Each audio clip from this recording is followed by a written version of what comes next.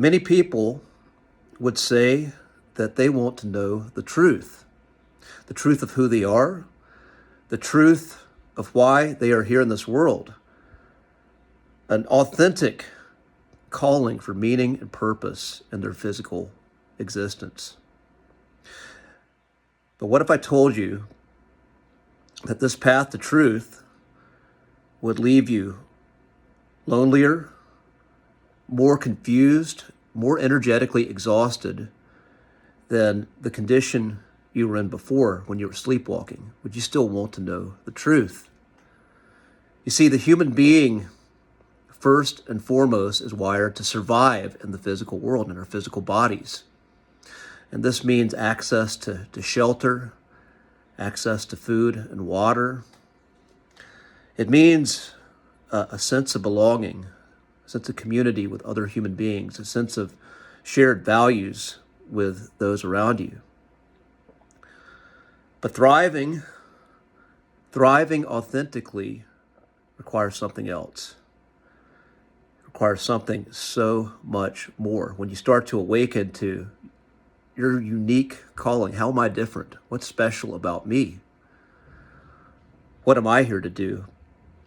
This requires you to question what you've been told. This requires you to question the system that you've been raised in and the system that provides you with these material needs for survival.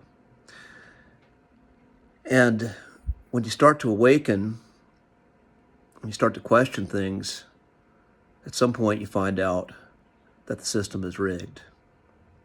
And it's not rigged in the favor for your authentic truth and purpose. It's rigged in the favor of those who understand energy and understand that the human is this amazing source of energy. And it's rigged in a way to harvest your energy. Always keep you chasing something that you never fully find in the physical world. Always chasing comfort, pleasure, material satisfaction, only to be left empty and chasing the next hit again. And when you start to wake up, you start to ask questions like, what do I truly value? What are the true values of my soul? If I left this planet today, would I respect myself? Would I respect the life that I lived? And when you start to ask these questions, you realize how hard it is to live in alignment with your true values when you start to understand what they are. And you find out that your core values are not in alignment with the rest of society, the rest of the world that you're in. And you realize that, okay, you have some things you're starting to understand, but you don't have all the skills for survival. There are skills that you just simply don't have that you need other people for. And yet the people you're around, they have different values than you, and they're still stuck in the matrix. And the architects of this matrix, what they're counting on is that you break, is that you betray yourself, you betray the truth that you start to awaken to, you betray your own values for something that's fleeting and illusory. Just like that son of a bitch, Cypher in the Matrix, who betrays his comrades to eat a piece of steak that's not even real, just for the perception of eating and tasting that steak again. And the Gnostics believe that true blasphemy is turning your back on the truth once you've seen the light. Once you've been awakened and you understand how uncomfortable it is to live in this existence with that initial awakening, that you turn your back on it. You go back to comfort, you go back to convenience, you betray yourself, you betray your values, and ultimately you lose self-respect. But what I found is that when you get real and you get honest and you truly value awakening, you truly value your personal truth, and you realize there's a fate worse than death. Self-betrayal and living out of alignment, living in a way that you have to shrink yourself to accommodate other people living in their fears and their insecurities, who are rewarded by this illusion more than you are. That's much worse than being alone. That's much worse than being uncomfortable at times.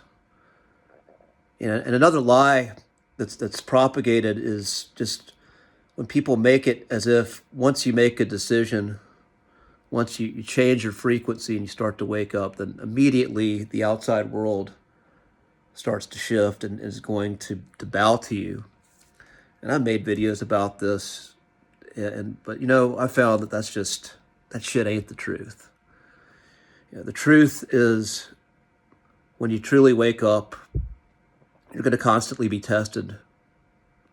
How much do you mean it?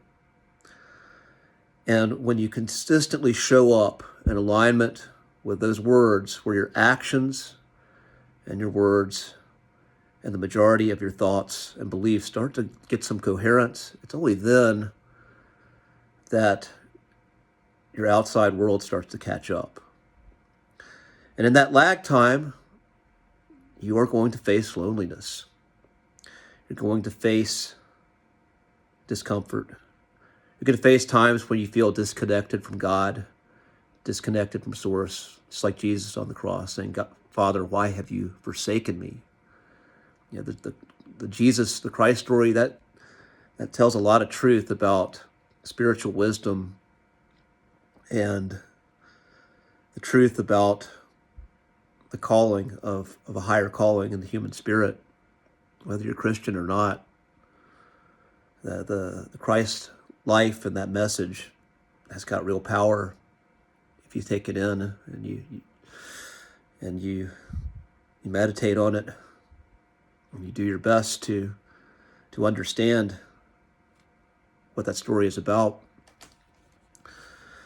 Because when you start to live in that alignment, when the question comes to you, is this a good day to die? Then you have no regrets about how you're living. You have no fear, or I should say your love and your truth is so much stronger than your fear, because you've earned that self-respect. You've earned the wisdom of an awakened warrior walking the world. And you know that you have a purpose. You know that your life has value that is beyond physical condition, that's beyond status, that's beyond money, that's beyond the lies and the illusion of the matrix. And when you know that in your heart, and you know that in the cells of your being, then you can walk with true strength, true understanding, and live in alignment with your calling. No regrets, no apologies. And it's hard to do. It ain't easy. It's not for everybody. But those who truly walk that path, I salute you. I'm doing my damn best to walk that path, even though I fall short of it many days. And ultimately, that's what the message of this channel is about. It is about walking the path of truth, living up to one's potential, and living in alignment where one's thought, word, and deed is congruent in who they are. I'm Jason Abraham, the Shadow Teacher 33, and I'll see you on the other side.